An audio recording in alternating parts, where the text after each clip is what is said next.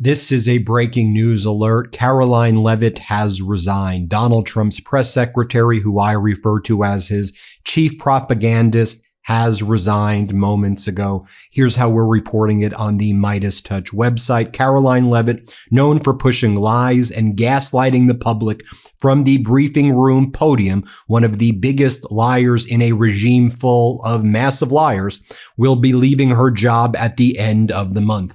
I'll show you Donald Trump's post. I'll show you Karoline Leavitt's post.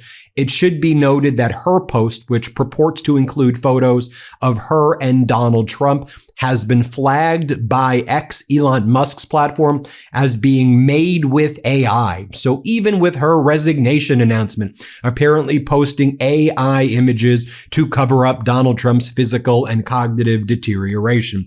We'll get to that in a moment, but Donald Trump says that he will be making her a constant advisor even when she leaves. Why is he saying that he's going to make her a private advisor? Well, think about the opinion that Todd Blanche issued earlier this week from the Department of Justice, saying that any communications between Donald Trump and anyone he deems to be an advisor will be subject to executive privilege, and the Trump regime will not let them testify when Democrats take control of the House. I want to connect that point right there. So when you're like, why is he saying she's a private advisor? That's what he's going to do to everybody. He's going to deputize them as private advisors. And then when Democrats subpoena them, they're going to say executive privilege. We can't answer any questions because they're crooks, because they're crooked, and because they're liars, and they're weak, and they're cowards. Here's what Donald Trump posted moments ago.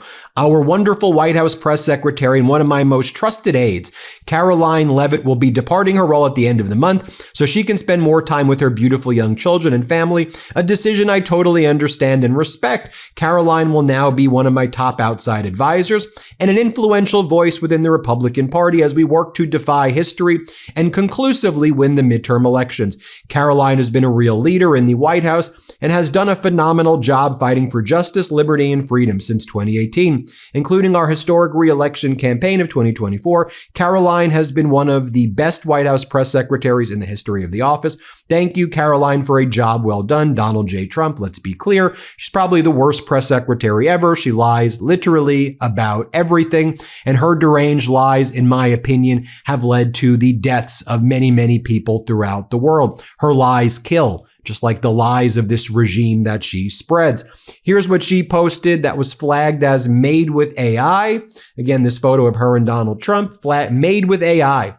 Serving as the White House press secretary over the past year has been an honor and an adventure, blah, blah, blah, blah, blah. Most of all, I'm thankful for Trump with entrusting me with the distinct privilege of speaking on his behalf at the White House, blah, blah, blah, blah, blah. I have relished holding the liberal media accountable and ensuring the American people hear the truth. Well, I wonder why his approval is the lowest since 1953 based on the latest Pew polling. Great work. Then she says being a mother and welcoming a new baby while working one of the most demanding jobs has been a rewarding challenge. Trump has asked me to continue serving as a top advisor to him on the outside, and I will always remain a vocal advocate for MAGA and the Republican Party. We'll see how long it takes until she becomes a state regime media host. Our country is facing an existential threat from an increasingly extremist Democrat Party that seeks to destroy everything great about America. This is why this is a putrid individual. We face the biggest threats from the Democrats, quite literally, as Trump and Leavitt and Project 2025 have actually destroyed our country. Objectively, right now, our country is suffering. The cost of living is impossible for people to afford anything. Things are far less affordable. Inflation is surging again. Gas prices are the highest they've ever been in American history on a nationwide average basis at this point in August, period, full stop. We're in never-ending wars. You've got a regime aiding and abetting genocide, engaging in horrific war crimes, killing people off the coast of Venezuela. But yes, the biggest threat right here, it's the Democrats who are saying people should get free health care, that we shouldn't have ICE and Border Patrol, Gestapo tearing apart families, killing people in the streets. Oh my gosh. What radical behavior, saying that the American people should be paid with dignity when they work for a living. They should be paid with dignity. Oh, a radical extremist. No, these people are pathetic, and we need to call out these MAGA extremists who frankly behave like communist authoritarians as they take control of companies and manipulate the markets. It's despicable. Thank you. She thanks people. And of course, thank you most especially to my loving and supporting husband, blah, blah, blah, blah, blah. Her husband's like 30 years older than her. You know that story. I won't get into it. It's just bizarre and weird, but to each their own at the end of the day. Okay. Meanwhile, what are some of the other acts coming out of the White House today? Talk about today. On this big announcement day, you've got Donald Trump and Leavitt behaving like the predators that Trump is. Predator Trump, as we say, continues to use Taylor Swift's music even after she recently had platforms mute her songs when he used them, right? She's the communications director. So they keep on stealing Taylor Swift's music and putting it to Donald Trump committing war crimes, to Donald Trump being creepy, to Donald Trump covering up the Epstein files. They use Taylor Swift's music to try to legitimize, to have her music as though she's endorsing him. She keeps removing the music, saying, I don't want my music to be used on your stuff. So what do they post? What did Trump and Leavitt post today? White House.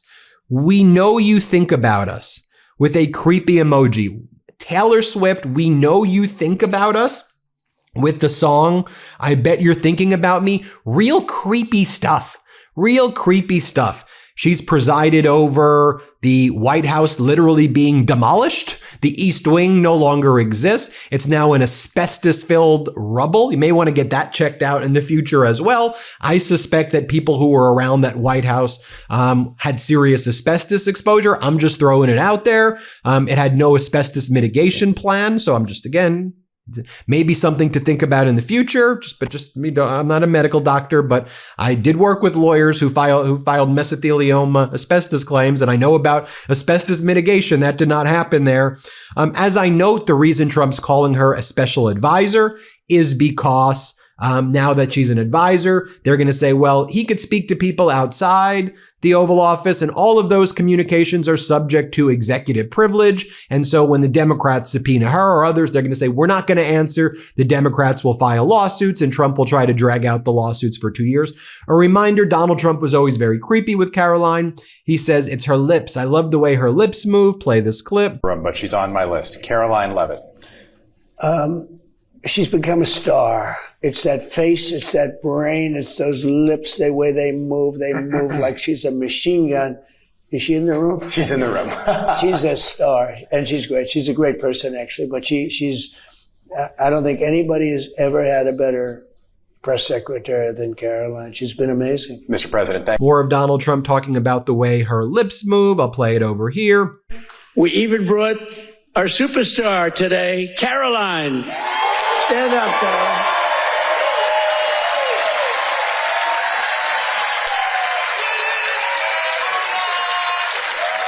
Isn't she great? Is Karoline great? When she goes on television, Fox, they dominate. They dominate when she gets up there with that beautiful face and those lips that don't stop, up, like a little machine gun. She's got no fear. You know why she has no fear? Because we have the right policy. And you'll recall that, with all of these so-called assassination attempts, she'd be like, oh, Donald Trump's the most courageous person imaginable. The president was so calm in the face of a new assassination attempt every week, really. The guy who was so terrified of being on Air Force One, he snuck out on the back of a catering truck. Sure, very courageous individual. Here, play this clip. He was. As you know, I was seated next to President Trump and the First Lady when the shots were fired before Secret Service swiftly moved us to safety backstage. The president's calm in the face of chaos, while yet another individual was trying to take his life, was really remarkable to witness, and it's something I will never forget. President Trump is fearless because he loves this country, and he is willing to put his own life on the line to deliver on the promises that he made to the American public who elected him here into the highest office in the land. And while we are blessed to have a fearless president, we should not live in a country where such constant fear of political violence permeates our society every single day. I'll just remind everybody, March 30th, 2026, when a reporter asked Lion Karoline Leavitt about Trump insists negotiations are underway with Iran and that Iran has agreed to his 15-point plan. And Iran says they ain't happening. And she's like, I wouldn't take the words of that terrorist regime. They're liars. Well, here we are in August. To what end, Karoline? To what end? You have made America look so damn pathetic on the world stage. You and Trump have put our country through one of the biggest humiliation rituals ever, where Iran seems like the adult in the room and the U.S. now in international affairs is viewed as a blubbering, blabbering, cowardly fool, which is who Trump is and what you've aided and abetted. Play this clip. But just to follow up, because Americans are sort of seeing these conflicting messages between the United States and Iran. I know the president insists that negotiations are underway. As you just mentioned, he's also said that Iran has agreed to most of the 15 points. We just heard from Iran again. They're saying no negotiations are taking place. They're calling the proposal excessive, unrealistic. So how do you square that?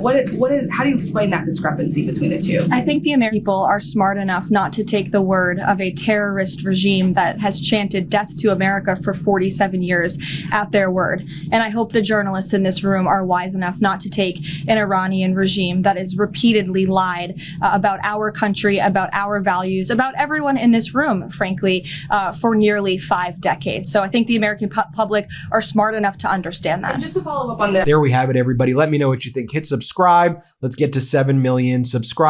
Get your copy of WTF America right now, the book I wrote with my brothers. Just Google WTF America. Hatchet Publishing is our publisher. So just pre-order a copy if you can. Thanks, everybody. Before you go, our book, WTF America, is available for pre-order now. It's the story of how we got here and how we fight our way back. To pre-order, scan the QR code or click the link in the description. Let's do this.